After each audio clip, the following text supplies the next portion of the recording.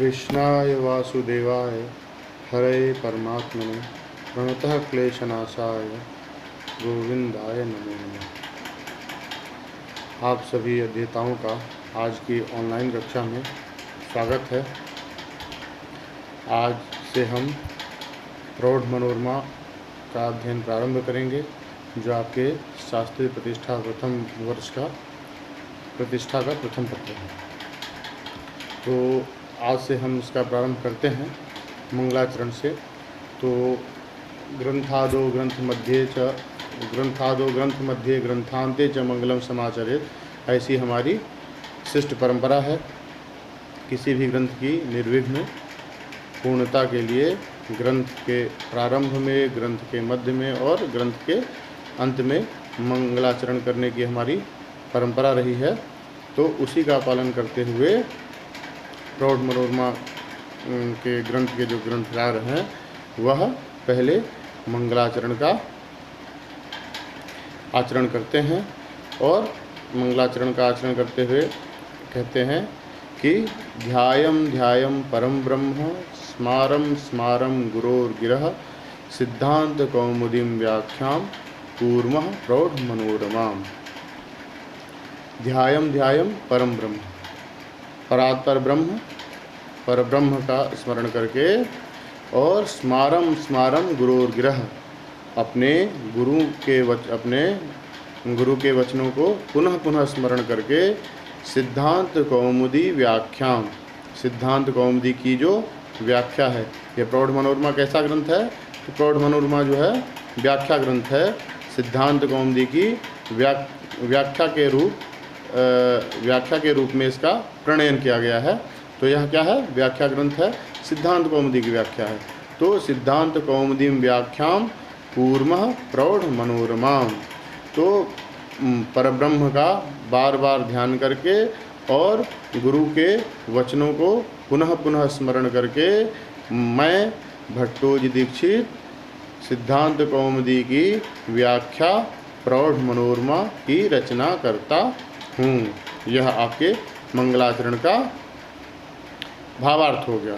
तो यहाँ कहते हैं कि ध्यायम ध्यायम परब्रह्म। तो यहाँ जो ध्येय, यहाँ पे जो ध्यायम यह शब्द है, यह द्वितीयांत भय प्रत्यांत न होकर के णमूल प्रत्यांत है, जिससे द्वित्व हो गया। तो यहाँ ध्यायम ध्यायम हो गया। और स्मारम स्मारम में भी इसे यही व्यवस्था है, तो वह भी णमूल प्रत्यांत है। तो ध्यायम और स्मारम ये दोनों शब्द जो है यहाँ णमूल प्रत्यांत हैं, इसलिए द्वित्व होने में यहाँ कोई आपत्ति नहीं होती है। तो पुनः पुनः जो है कि परात्पर ब्रह्म का ध्यान करके और गुरु के वचनों का स्मरण करके मैं भट्टोजी दीक्षित सिद्धांत कौमुदी की व्याख्या प्रौढ़ मनोरमा की रचना करता हूँ। यह जो है आपके मंगलाचरण का यह अर्थ हो गया। अब कहते हैं कि यहाँ जो विशेषण दिया गया है ध्यायम ध्यायम परम ब्रह्म, तो ये जो परम यह विशेषण है, अगर यह विशेषण न भी देते तो ब्रह्म का तो बोध हो ही रहा था। तो कहते हैं यह जो विशेषण दिया गया है वह इसलिए दिया गया है ताकि जो कार्य ब्रह्म है और हिरण्यगर्भ हैं, इनकी निवृत्ति हो जाए। यहाँ पे हमें पर ब्रह्म से जो है कि हमारा तात्पर्य था, इसलिए कार्य ब्रह्म किसे कहते हैं? तो जिनके द्वारा यह सृष्टि संचालित हो रही है, वह जो ब्रह्म है वह कार्य ब्रह्म है। और एकदम नितांत सूक्ष्म जिसको योगी लोग निरंतर ध्यान करते रहते हैं, और वह क्या है? वह पर ब्रह्म है, जिस तक सबकी गति नहीं होती। तो यहाँ जो है हमारा तात्पर्य पर ब्रह्म से था, इसलिए यहाँ पे कार्य ब्रह्म की निवृत्ति के लिए ध्यायम ध्यायम परम ब्रह्म, यहाँ तो ब्रह्म से पूर्व जो परम विशेषण लगाया गया वह इसलिए लगाया गया। और स्मारम स्मारम गुरोर्गिरः, तो कहते हैं यहाँ पे एक आपत्ति और है कि गुरु का जब भी नाम लेना चाहिए तो आदरपूर्वक लेना चाहिए। और यहाँ कहते हैं गुरु गिरह, तो यहाँ जो गुरु में एक वचन है वह तो गुरु के प्रति अनादर उपलक्षित कर रहा है। तो कहते हैं नहीं, यहाँ गुरु के प्रति जो एक वचन है वह अनादर उपलक्षित नहीं कर रहा, अपितु एक ही, अगर हम वहाँ गुरु में बहुवचन लगा देते तो वहाँ यह भ्रांति हो सकती थी कि एक गुरु हैं अथवा बहुत से गुरु हैं। लेकिन यदि एक वचन वहाँ है तो एक वचन से एक ही गुरु सूचित होते हैं, और एक ही गुरु से हमने सारी विद्याओं का अध्ययन किया है। इससे हमारे गुरु की महत्ता सिद्ध होती है, न कि उनके प्रति अनादर सिद्ध होता है। इसलिए वहाँ जो है गुरु में एक वचन रखा गया। एक ही गुरु से हमने सारी विद्याएं पढ़ी हैं, ऐसे हमारे गुरुजी अत्यंत विद्वान थे। यह द्योतित करने के लिए गुरु में एक वचन रखा गया, जिससे गुरु की महत्ता उपलक्षित होती है, न कि उनके प्रति अनादर प्रदर्शित होता है।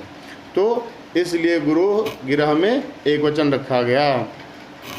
तो ध्यायम ध्यायम परब्रह्म स्मारम स्मारम गुरुर्गिरः सिद्धांत कौमुदीं व्याख्याम कूर्मः प्रौढ़ मनोरमाम्। तो सिद्धांत कौमुदी व्याख्या, सिद्धांत कौमुदी जो व्याकरण शास्त्र का ग्रंथ है उसकी व्याख्या है। यह ग्रंथ कैसा है?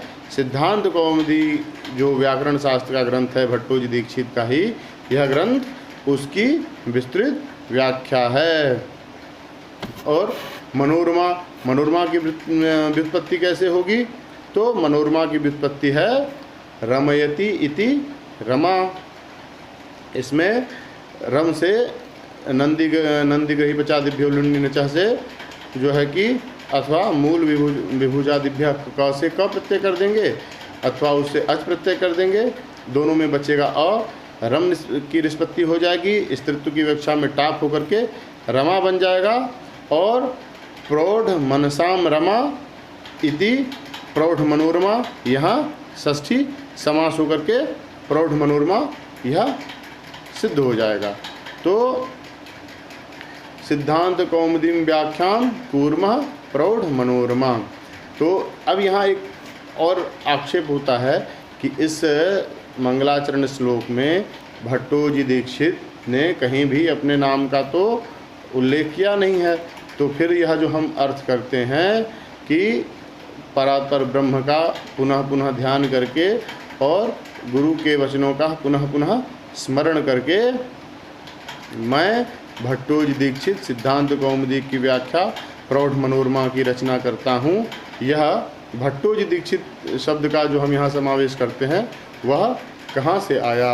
यहाँ तो कहीं मंगलाचरण में है नहीं। तो इसका निदान यह है कि ग्रंथ के मध्य में जब ग्रंथ की समाप्ति होती है तो ग्रंथ के अंत में ग्रंथकार ने लिखा है कि यह ग्रंथ मुझ भट्टोजी दीक्षित के द्वारा लिया गया है।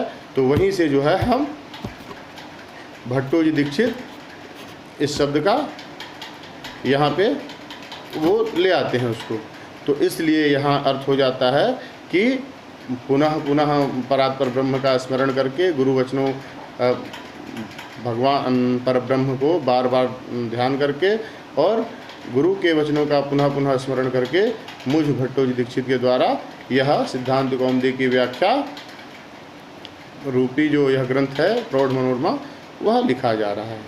तो अब इसके बाद कहते हैं जो हैवरट, ये जो माहेश्वर सूत्र हैं उसमें 14 सूत्र हैं, उसमें हैवरट और हल ये दो सूत्र हैं जिसमें हकार का जो है कि प्रश्लेष है। तो अब यहाँ कहते हैं कि हैवरट इति माहेश्वर सूत्रे हकारोपदेश अट अस हस इण ग्रहणेषु हकार ग्रहणार्थः। यह कहते हैं कि हैवरट इस सूत्र में हकार का ग्रहण किया गया है अट अस हस और इण ग्रहण के लिए। अट अस हस इण, इनमें जो है हकार का ग्रहण हो जा, इसलिए जो है हैवरट इस सूत्र में हकार का ग्रहण किया गया है।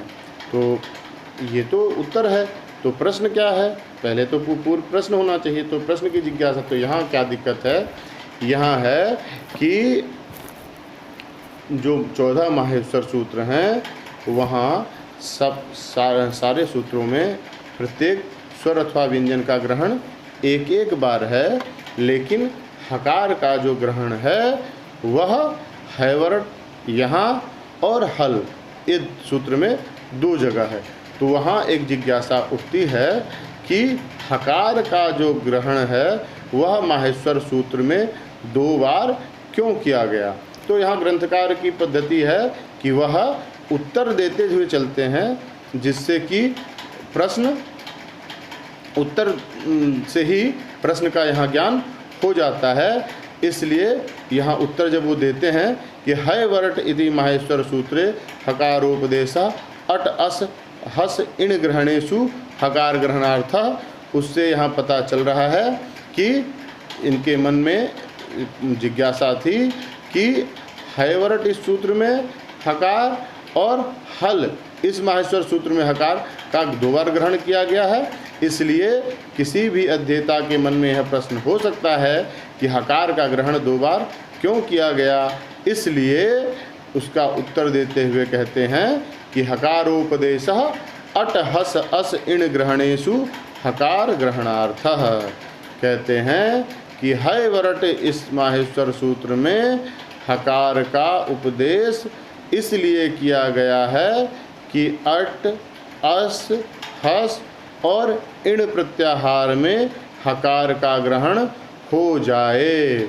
अन्यथा अगर हैवर्त में हकार नहीं रखेंगे तो अट अस हस इन प्रत्याहारों में हकार का ग्रहण नहीं होगा। तो न हो अट हस अस इन प्रत्याहारों में हकार का ग्रहण न हो, इससे कोई दिक्कत तो नहीं है। तो कहते हैं नहीं, इससे आपत्ति है।